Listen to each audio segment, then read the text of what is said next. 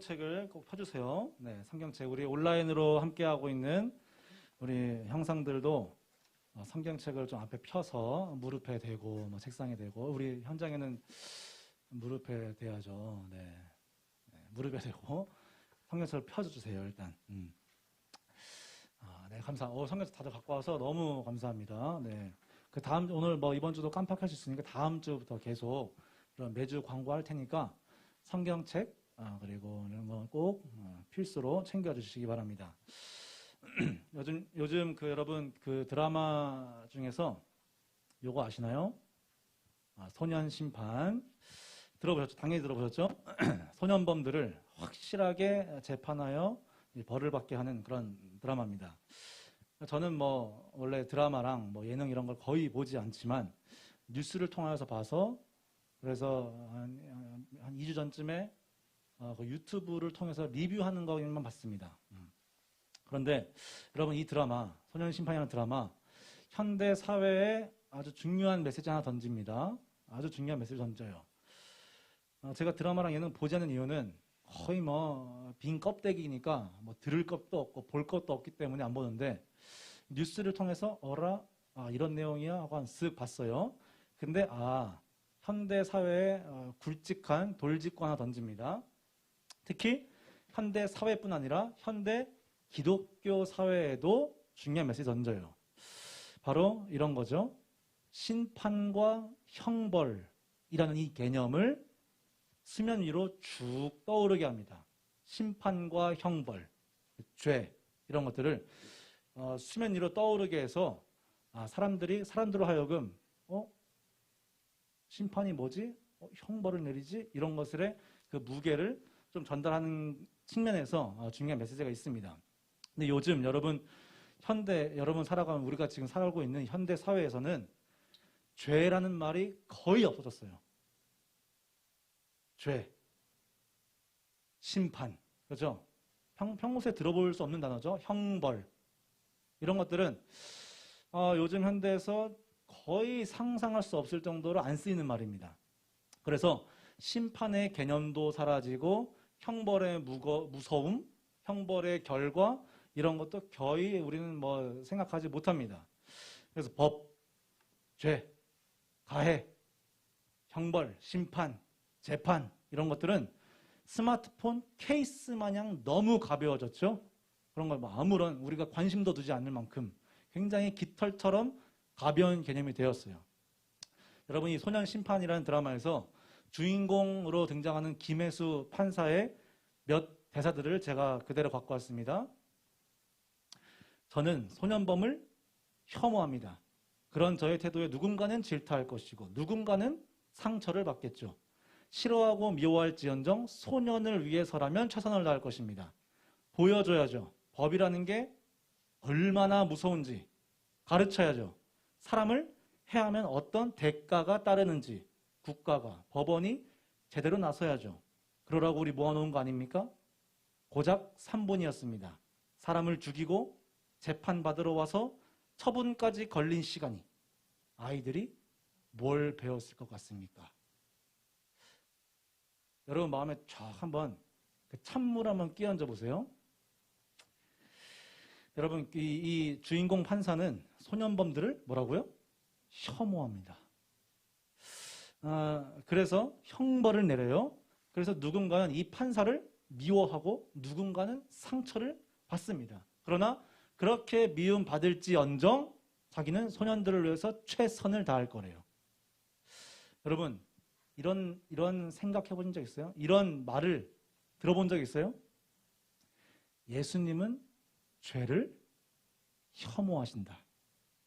여러분 유행어대로라면 예수님은 죄를 극혐한다. 이런 말을 드러나야 돼요.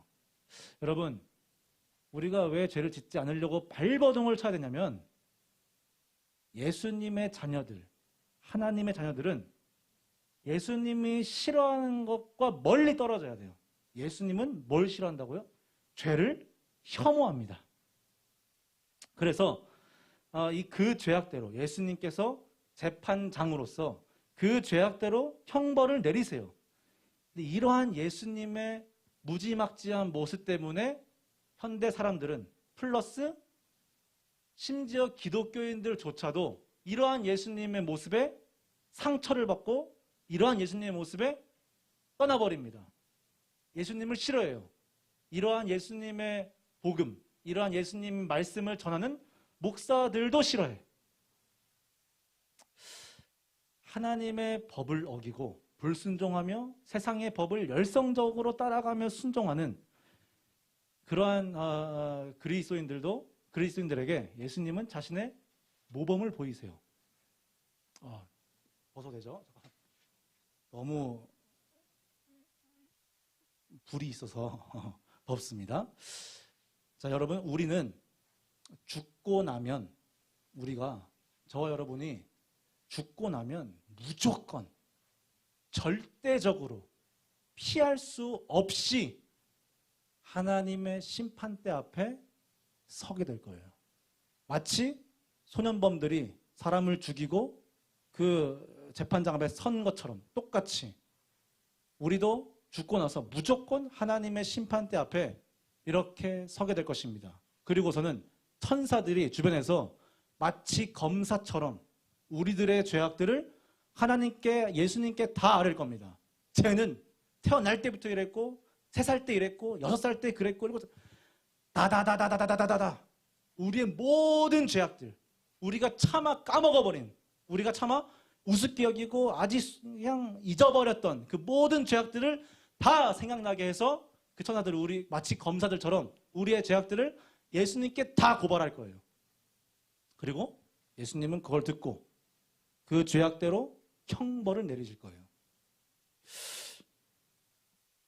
여러분, 소년 심판의 그 주인공 판사든, 여러분 부산지방법원에 부장판사로 계시는 천종호 판사님 들어봤죠? 이분도 유명해서. 부산법원의 천종호 판사님이든 소년범들에게 최대로 내릴 수 있는 형벌이 뭔지 아세요? 10호예요. 10호. 뭐예요? 2년 장기 소년원. 이게 최고래. 그러나 여러분, 똑똑히 들으세요. 예수님이 우리에게 그 심판대에서 우리에게 내리시는 형벌은 사형입니다. 사형. 그걸 피할 자 없습니다. 예수님이 그 심판대에서 우리에게 내리실 형벌은 소년범들과 비교가 안 돼요. 사형을 내리실 거예요. 오늘 본문을 통해서 저와 여러분이 단 한 가지 기억해야 될 내용이 있습니다. 오늘 본문을 통해서. 여러분, 갈라디아서는 복음에 대한 내용이에요. 복음에 대한. 그런데 복음이란 좋은 소식입니다. 영어로 good news. good news. 좋은 소식이에요.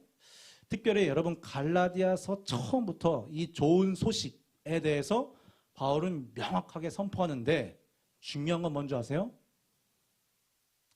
참된 복음이란 good news, 정말 good news란 바로 이 나쁜 소식으로 시작합니다.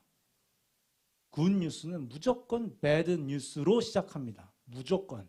만약에 복음이라 해놓고 나쁜 소식 없이 들려진다? 그러면 가짜 복음입니다. 이거를 여러분 잘 기억해야 돼요. 복음은 좋은 소식이에요. 너무 좋은 소식이에요. good news도 모자라. 난 best news. 최상의 뉴스예요. 그러나 그 최상의 뉴스가 어떻게 시작되냐면 그 뉴스는 bad news, worse, worst. 최악의 뉴스로 시작되는 게 참된 복음이에요. 그걸 바로 바울이 시작해. 여러분 4절입니다. 여러분 성경책 보세요. 4절에 뭐라고 나와요? 눈으로 읽으세요. 그리스도께서 하나님 곧 우리 아버지의 뜻을 따라 이 악한 세대에서 우리를 건지시려고 우리 죄를 대속하기 위하여 자기 몸을 주셨으니. 여러분 이제 화면 보세요. 밑에는 천주교와 함께 번역한 공동 번역은 이렇게 나와요. 쭉 똑같다가 세 번째 줄 보세요. 우리 죄를 짊어지시고, 그 다음에 마지막 뭐라고 나와요? 당신 자신을 제물로 바치셨습니다. 여러분, 복음의 시작점이 바로 이 4절이에요. 여러분 형광펜 있으면 여기 사절을 동그라미 치세요. 사절. 여러분 성경책을 좀 더럽혀야 돼요. 지금 꺼내도 되고 치세요. 사절 동그라미 치고 제일 중요한 오늘의 가장 중요한 본문입니다. 당신 자신을 제물로 바치셨습니다. 여러분 복음의 시작점, 복음의 출발은 어디냐? 굿뉴스의 출발은 어디냐? 바로 이 사절인데 이 사절에서 가장 중요한 게 뭘까요? 당신 자신을 제물로 바치셨습니다? 아니요. 그 전이야. 왜 바쳤냐? 왜 바쳤냐? 우리는 하나님 아버지께서 자신이 사랑하시는 아들을 제물로 바치셔서 죽이실 만큼 악한 죄인이라는 사실이에요. 우리가. 아, 주님이 날 위해 죽었어. 하하, 좋다.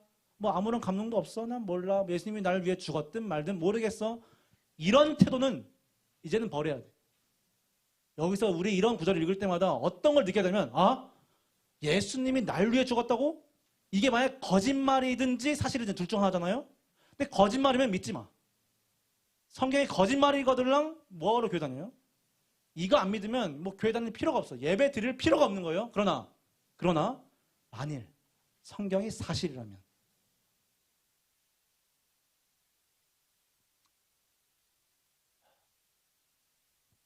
이제부터는 꼬이는 어려워지는 거예요. 예수가 천지의 창조주 되신 예수가 나를 위하여 아니 나의 죄를 뭘요? 짊어지시기 위하여 당신 자신을 십자가의 제물로 바치실 만큼 내가 악한 죄인이다. 이게 복음의 시작이에요. 이게 bad news. 이게 worst news. 최악의 뉴스예요. 여러분 그래서 우리가 스스로를 나 그리스도인이야, 나 교회 다녀, 나 이거 해, 나 이것도 봉사해 라고 생각을 하거나 말을 할 때 이 인식이 바로 이 인식, 이 우리 인식의 첫 출발점이 돼야 돼요. 나는 이렇게나 악한 죄인이구나. 예수가 날 위해 죽었어야만 했던 죄인이구나. 이 인식이 있고 나서 나 그리스도인이야. 아, 나 교회 다니는 사람이구나. 요게 있어야 돼요. 여러분 부산에 아까 말한 그 천종호 판사님 이분이시거든요. 얼굴 보면 좀 알겠죠. 이분의 별명이 천종호 판사님의 별명이 10호입니다. 아까 말했듯이 무조건 10호야. 소년범들 뭐 하면 무조건 10호. 무조건 최대 형량. 무조건. 그래서 재판장에 이 천종호 판사를 만나기 전에 재판장 그 소년범들이 사람 죽이고 와서 뭐 누구 폭행하고 뭐 이렇게 사기치고 와서 껄렁껄렁 들어와. 문신 빡 하고 껄렁껄렁 들어와요. 손에 딱 주머니 끼고 실실 쪼개서 들어와요. 뭐야 뭐 착하게 생겼네 판사도. 뭐 이렇게 들어와요. 그런 껄렁껄렁하고 실실 쪼개며 들어오는 그런 소년범들에게 천종호 판사님은 엄중한 법에 근거한 호통을 치세요. 이렇게 치세요.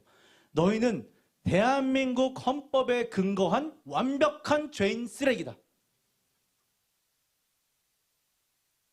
너희는 인간도 아니다. 대한민국 법에 의거해서 너희들은 끔찍한 죄인이다. 그러면 주머니에 손 꽂고 있던 그 사람들은, 그 애들은 손을 쓱 빼. 법에 입각한 완전한 죄인. 이런 호통이 막 쏟아져요. 여러분 너희는 죄인이다. 이런 것을 정죄라고 그래요. 정죄. 너는 죄가 있다라고 단정을 함. 넌 유죄라고 단정함. 이래서 정죄라 그래요. 정죄. 이거 여러분 기억해야 돼요. 정죄. 사절 옆에다가 정죄 쓰세요. 이런 거 다 지금 무슨 여러분 정죄입니다. 여러분 죄가 있다고 단정을 해요. 그런데 여러분 이 호통이, 이 판사님의 호통이, 판사님의 이 정죄가 이 흉악한 살인자들, 이 끔찍한 소년범들에게는 뭐예요? 일종의 구원의 시작이 되는 거야. 일종의 새로운 삶의 시작이 되는 게 바로 그 정죄로부터 시작해. 바로 그 호통으로부터 시작해요. 껄렁껄렁 들어오는데 너 10호야? 알겠어요. 2년 뭐 살다 오지 뭐. 이걸로 구원이 이걸로 새로운 삶이 시작될까요? 아니. 소년범들 그렇게 호락호락하지 않아요. 자신이 법에 입각하여서 완벽한 죄인이구나. 10호, 8호 이런 게 중요한 게 아니라 난 인간, 내 자체가 죄인이구나. 난 이 현실 앞에 빡! 맞닥뜨리는 거예요. 근데 이게 새로운 삶의 시작이 되고 이게 구원의 시작이 되는 거예요. 이런 정죄가 너희들은 예수 그리스도께서 자신을 제물로 바치실 만큼 끔찍한 악한 죄인이다 라고 우리를 성경이 갈라디아서가 우리를 정죄를 해. 이것에 이제 믿는 거야. 그때부터 복음, 굿 뉴스, 좋은 소식이 그때부터 시작돼요. 이때부터. 천정호 판사님은 눈물로 고백해요. 자신의 호통으로 인해서 소년범들이 건강한 청년이 되기를 바란다고.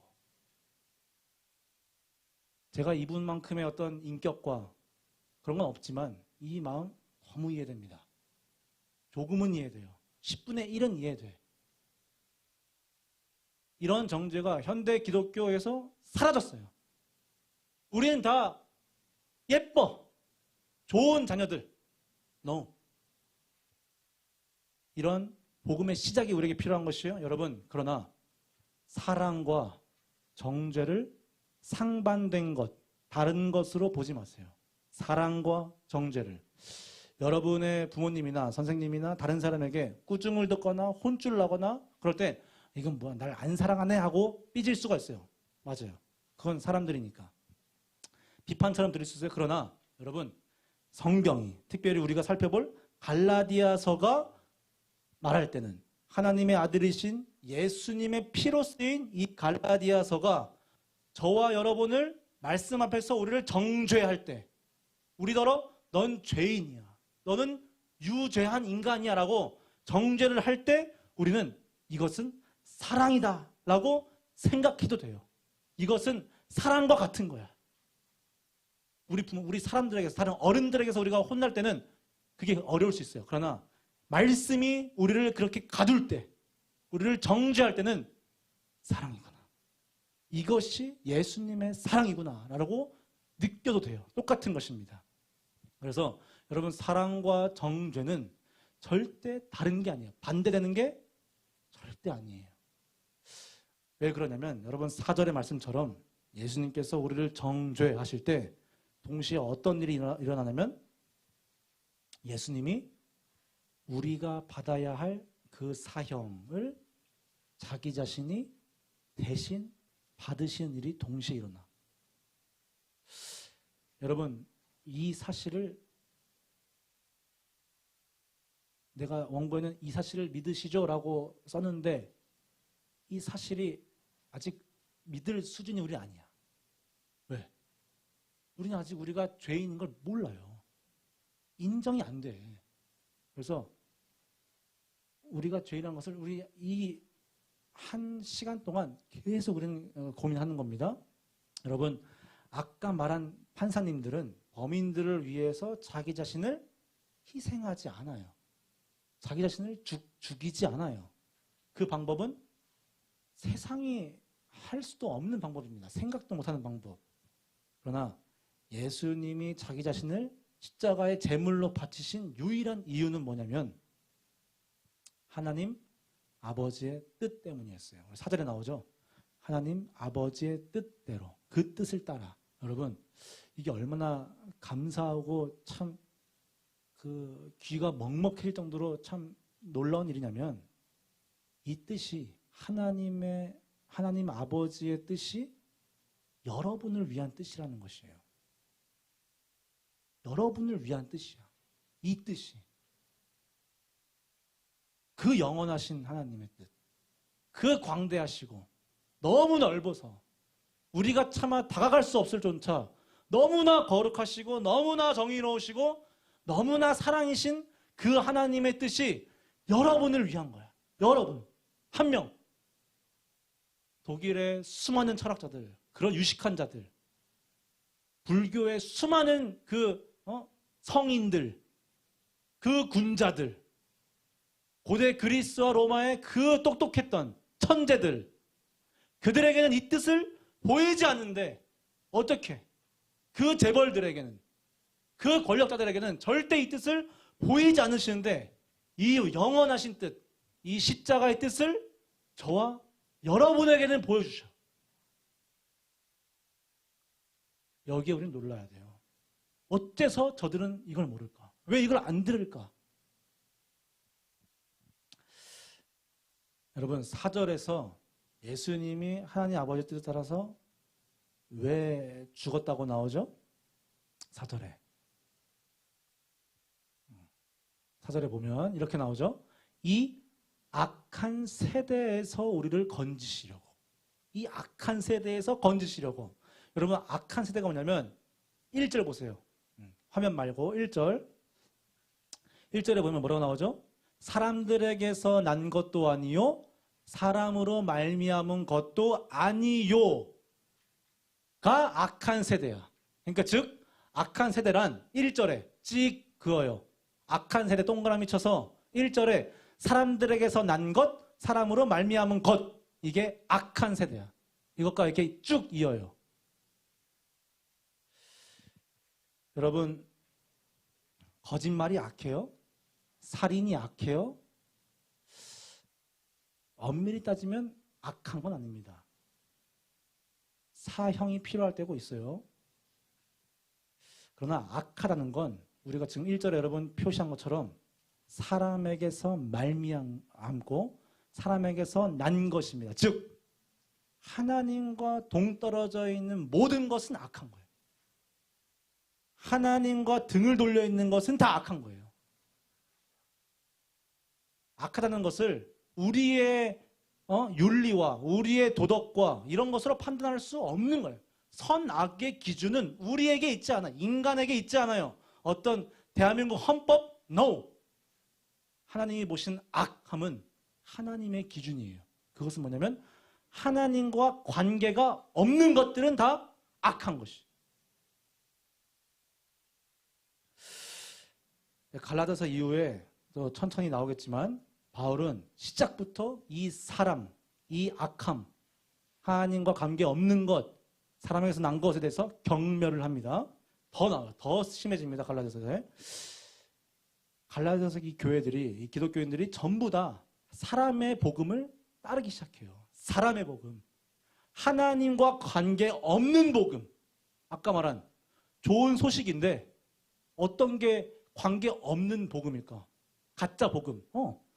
그 배드 뉴스가 없는 복음. 야, 우리가 괜찮아. 우리 너 착하잖아. 우리 같은 인간끼리, 우리 착한 사람들이잖아. 그렇잖아. 우리가 그렇게 나쁜 짓, 다 거짓된 복음이다. 이런 것입니다. 여러분, 현대 사회는 아래에 뭐라고 나오죠? 인본주의의 정점이다. 인본주의, 현대 사회는 여러분 우리가 몸담고 있는 환경과 사회는 완벽하게 인본주의예요. 완벽하게. 즉 인본주의가 뭐냐면 쉽게 말하면 아까 바울이 말한 거 사람에게서 난 것, 사람으로 말미암은 그 문화, 그 경제, 그 교육, 그 시스템, 그게 다 인본주의 시스템, 인본주의 시스템. 근데 인본주의가 왜 위험하냐면 이것이에요. 우리가 제일 잘하는 거, 하나님을 어떻게 만들어요? 인본주의가 창피하게 만들어. 하나님을 부끄럽게 만들어. 하나님을 안 부끄러워 본 사람 없을 거예요. 지금 우리 학생들 중에. 하나님 부끄럽지 않아? 좀 하나님 떳떳합니다. 인본주의에 우리는 완전히 물들었기 때문에 친구들 앞에서나 어디서나 하나님에 대해서는 철저하게 부끄러워합니다. 이것이 정말 위험한 거예요. 그래서 인본주의가. 이게 악한 거예요. 응?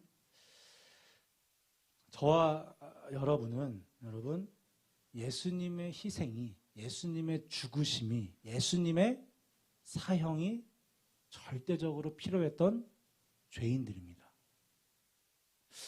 여러분 갈라디아서 3장 13절 찾아보세요. 성경으로 바로 두 장 넘기면 돼. 갈라디아서 3장 13절. 한 장만 넘기면 되네. 3장 13절. 찾았죠? 네, 그렇게 찾는 습관도 필요합니다. 자, 제가 읽을게 잘 들으세요, 여러분. 그리스도께서 우리를 위하여 저주를 받은 바 되사 율법의 저주에서 우리를 속량하셨으니 기록된 바 나무에 달린 자마다 저주 아래에 있는 자라 하였습니다. 여러분, 저를 보세요.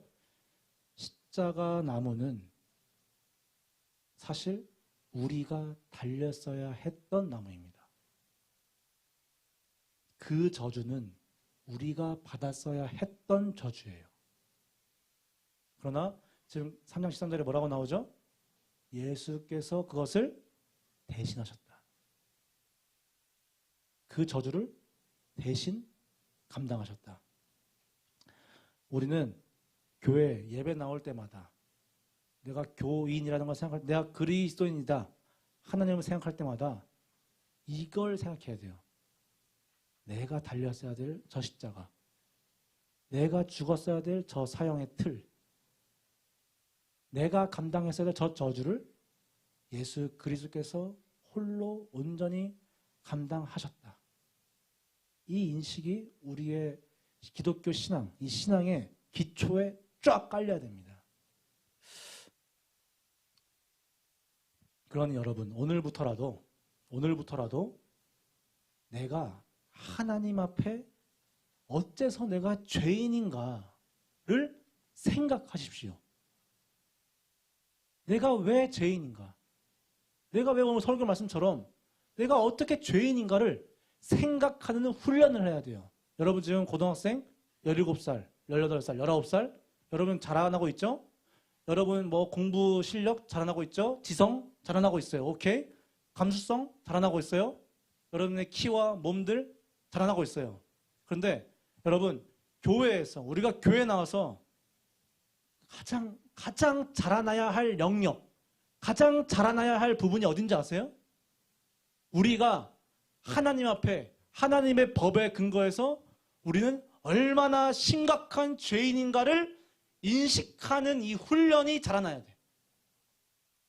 내가 얼마나 큰 죄인인가 이것을 인식하는 게 우린 너무 애기야. 애기. 없어. 인식을 안 해요.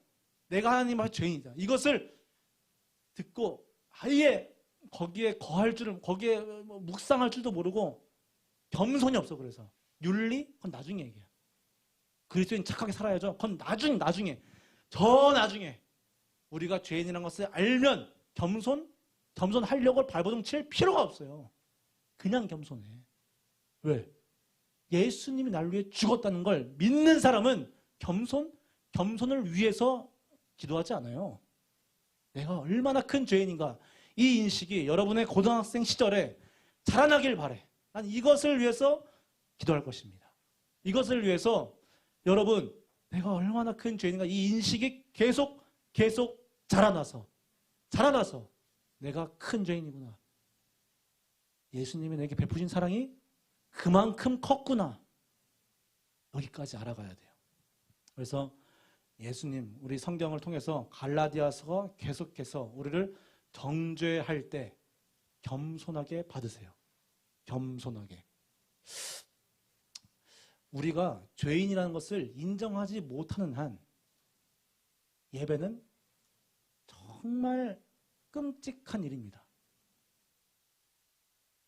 매주 예배 나오는 것, 매주 이렇게 온라인으로 어렵게 침대에 누워서 보는 것, 이것은 고문이에요. 고문. 뭘 못하는 한? 우리가 죄인이라는 것을 모르는 한 예배는 최악의 일입니다. 그러니 여러분 평생 50년, 60년, 70년 예배를 드릴 거 아니야. 평생 이렇게 드릴 거예요? 평생 이런 찝찝한 마음으로 청년부 가서도 그냥 뭐 출석 체크하듯이 이렇게 드릴 거예요?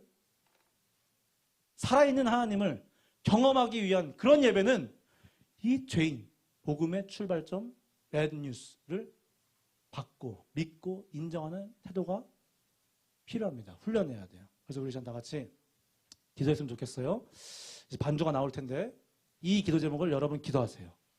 주님, 내가 하나님 앞에 죄인이라는 이 인식을 훈련되게 해달라고. 이 말씀의 근거에서 내가 정말 사람에게서 난 것을 사랑하고 사람으로 말미암은 것만 사랑하고 이런 악한 세대 가운데 내가 이 악한 세대를 더 악하게 만드는 그런 사람은 아니었는지 계속해서 우리가 이런 하나님 앞에 이런 영적인